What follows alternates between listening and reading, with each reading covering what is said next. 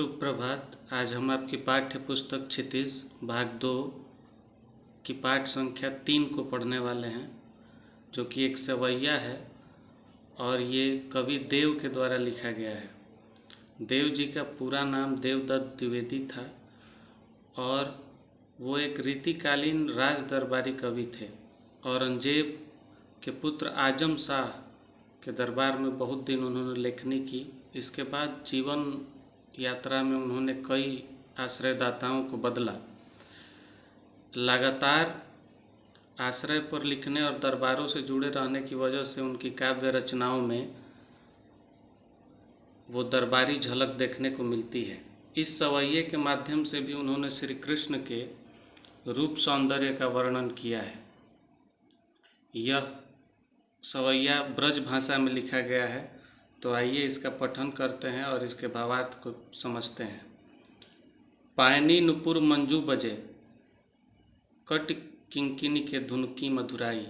यहाँ श्री कृष्ण को कवि श्री कृष्ण के सौंदर्य रूप का वर्णन कर रहे हैं। कह रहे हैं कि श्री कृष्ण के पाँव में, पायनी मतलब पैर में, नुपुर का अर्थ होता है पायल, मंजू अर्थात सुंदर,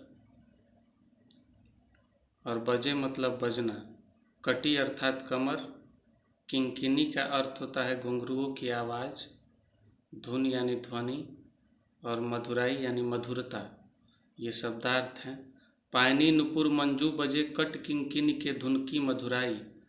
कह रहे हैं कि श्री कृष्ण के चरणों में सुंदर नुपुर बजते हुए मधुर ध्वनि कर रहे हैं। उनकी कमर में करधनी का मधुर ध्वनि किनकिना रहा है। सांवरे अंग लसे पटपीत, ये हुलसे बनमाल सुहाई। सांवरे का अर्थ होता है सांवला, अंग मतलब शरीर, लसे का अर्थ होता है सुशोभित होना, पट अर्थात वस्त्र, पीत यानी पीला, हिये का अर्थ होता है हृदय, हुलसे मतलब आनंदित होना, प्रसन्न होना, बनमाल मतलब बनों की माला, और सुहाई मतलब सुंदर लगना। तो इस दूसरी पंक्ति के माध्यम से कवि कह रहे हैं, सांवरे अंग लसे पटपीत, हिये हुलसे बनमाल सुहाई। श्री कृष्ण जी के सांवले शरीर पर पीले वस्त्र शोभायमान है। उनकी छाती पर उज्जवल फूलों की वनमाला भी सुशोभित हो रही है। माथे किरीट बड़े दृग चंचल, मंद हसी मुखजन चंद जुन्हाई। यानी उनके माथे पर किरीट यानी मुकुट है, माथे पर सुंदर मुकुट है। बड़े बड़े दृग चंचल यानी बड़ी, दृग मतलब आँखें होता है, मंद यानी कि धीमा, हंसी, मुखचंद जुन्हाई, जुन्हाई मतलब चांदनी होता है। तो इसमें कवि कह रहे हैं कि उनके मस्तक पर मुकुट विराजमान है और उनकी बड़ी बड़ी आंखें चंचलता एवं शरारत से भरी हुई हैं।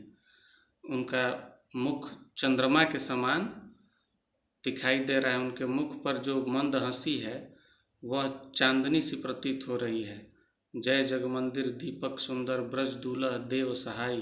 अंत में कवि देव कह रहे हैं कि इस विश्व रूपी मंदिर में प्रज्वलित दीपक के समान कृष्ण शोभाशाली लग रहे हैं। कृष्ण अपने इस रूप में सदा बने रहें।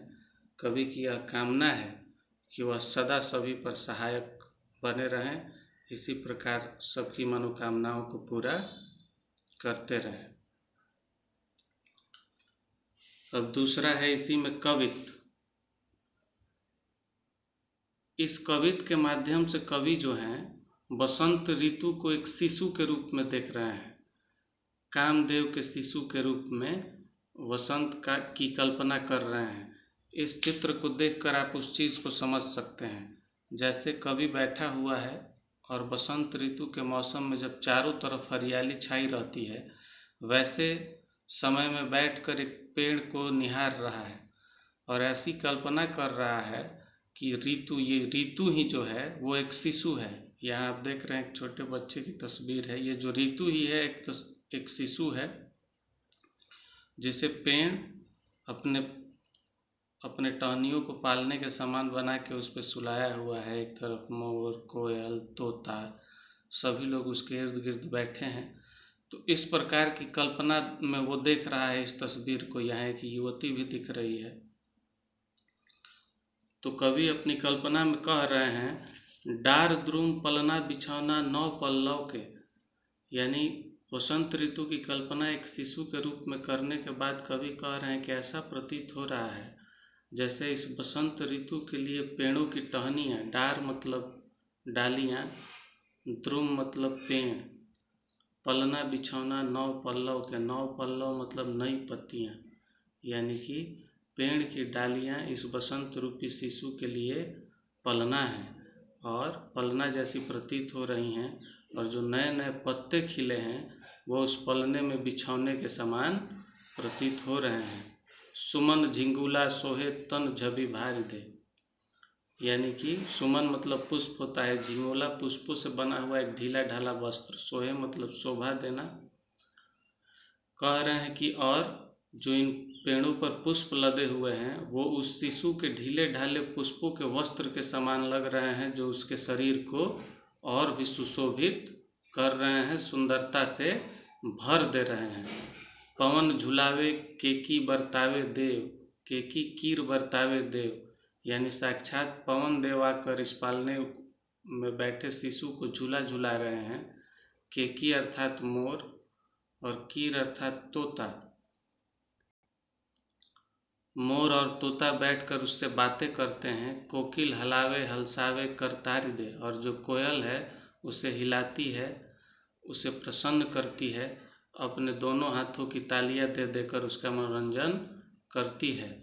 पूरित पराग सो उतारो करे राई नून, कंज कली नायिका लतान सिर सारी दे। अब यहाँ कवि कह रहे हैं कि शिशु इतना सुंदर दिख रहा है कि ऐसे में जो कमल की कलियां हैं वो नायिका के समान प्रतीत होती हैं, जो अपने सिर पर साड़ी रखकर और पूरित पराग के खुशबू के कणों से राई नून की रस्म कर रही हैं, यानी बच्चे की नज़र उतार रही हैं। यह एक प्रकार का देसी रस्म है जो बच्चों का नज़र उतारने के लिए किया जाता है। राई के दानों को बच्चे के सिर के आसपास घुमाकर हवा में उछाला जाता है। अंत में कवि कह रहे हैं कि मदन महीप जू को बालक बसंत ताही, प्रातः जगावत गुलाब चटकारी दे। ऐसा प्रतीत हो रहा है जैसे यह बसंत रूपी बालक मदन जी का बालक हो, यानी कामदेव का शिशु हो, जिसे रोज प्रातः काल गुलाब स्वयं चटकारी देकर चुटकियाँ बजाकर जगाता है। अब इसी पाठ में ये तीसरा कवित्त है। एक और कवित्त है दूसरा। इसमें कवि अब स्थिति परिस्थितियाँ बदल चुकी हैं। इसमें कवि क्या कर रहे हैं कि एक चांदनी रात में बैठे हैं, आसमान को निहार रहे हैं और आसमान को देखते समय ऐसी कल्पना कर रहे हैं, जो तारे खिले होते हैं, सफ़ेद चांदनी रात होती है, ऐसा दृश्य दिखाई पड़ता है। सभी लोग अपनी अपनी कल्पना के अनुसार अलग अलग चीज़ें देखते हैं उस आसमान में, लेकिन कवि देव क्या देख रहे हैं कि फटिक सिलानी सो सुधारे सुधा मंदिर। फटिक यानी यहाँ स्फटिक उनके कहने का अर्थ है, एक तरह का पत्थर होता है जो पारदर्शी होता है, आर पार दिखाई देता है। तो कहते हैं कि ऐसा प्रतीत हो रहा है जैसे स्फटिक के शिलाओं से सजाया हुआ एक चांदनी मंदिर आसमान में उनको दिखाई दे रहा है। सुधा का अर्थ अमृत होता है, लेकिन यहाँ सुधा मतलब उज्ज्वल या प्रज्वलित मंदिर दिखाई पड़ रहा है। उदधि दधि को सो अधिकाय उमंगे अमंद, और ऐसा प्रतीत हो रहा है, उदधि मतलब समुद्र होता है, दधि मतलब दही, ऐसा प्रतीत हो रहा है जैसे दही का समुद्र उमग रहा है, उफन रहा है तेज गति से। उस मंदिर के अंदर दही का समुद्र तेज गति से उफाने ले रहा है। बाहर ते भीतर लो भीति न देखियो देव, और बाहर से अंदर तक एक भी दीवार दिखाई नहीं दे रही। भीति का अर्थ दीवार होता है। चूँकि स्फटिक का मंदिर है तो पारदर्शी है, आंगन भी दिख रहा है, फर्श भी दिख रहा है, आर पार सभी चीज़ें कवि देख सकता है।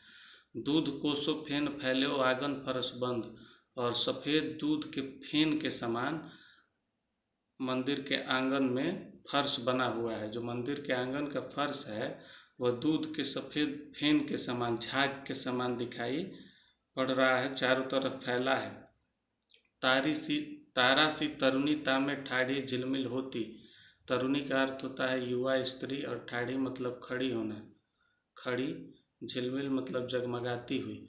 अब कवि कह रहे हैं कि उस मंदिर के अंदर जहाँ दही रूपी समुद्र बह रहा है, फर्श पर दूध का झाग फैला है, स्फटिक से निर्मित है, पारदर्शी है, उसके अंदर एक युवा स्त्री, उसके भीतर एक युवा स्त्री तारों सी जगमगा रही है। मोती को ज्योति मिलियो, मलिका को मकरंद। ऐसा प्रतीत हो रहा है जैसे उसी स्त्री से मोतियों को ज्योति मिलती है और मलिकाओं को भी अब मकरंद मिलता है, यानी कि फूलों को अपना रस मिलता है। आरसी से अंबर में आभा सी उजारी लगे। आरसी मतलब दर्पण, शीशा मतलब शीशे के समान आसमान में आभा चारों तरफ उजियाली फैली हुई है। जैसे शीशा सफ़ेद होता है उसी तरह जगमगाता हुआ पूरा आसमान सफ़ेद दिखाई पड़ रहा है। प्यारी राधिका सो प्रतिबिंब सुलागत चंद। अंत में कवि कह रहे हैं कि उस सुंदर युवती प्यारी राधिका इतनी खूबसूरत लग रही हैं कि उनके सामने चांद भी उनकी परछाई के समान प्रतीत हो रहा है। यानी कवि एक मंदिर देख रहा है स्फटिक से के शिलाओं से निर्मित, जिसमें दही रूपी समुद्र बह रहा है, दूध के झाग से निर्मित उसका फर्श है, उसमें एक स्त्री खड़ी है जिसे कवि राधा के रूप में देख रहा है और वो इतनी जगमगा रही है, ऐसा लग रहा है जैसे कि उसी से मोतियों को ज्योति मिलती है। आसमान में चारों तरफ दर्पण से उजियारी फैल रखी है। ऐसा प्रतीत हो रहा है जैसे चांद भी उस प्यारी राधिका के सामने परछाई के समान प्रतीत हो रहा है। इस तरह इस पाठ में एक सवैया और दो कवित थे जो मैंने आप लोगों को बताया। इसका शब्दार्थ भी मैं आपको दिखा रहा हूँ।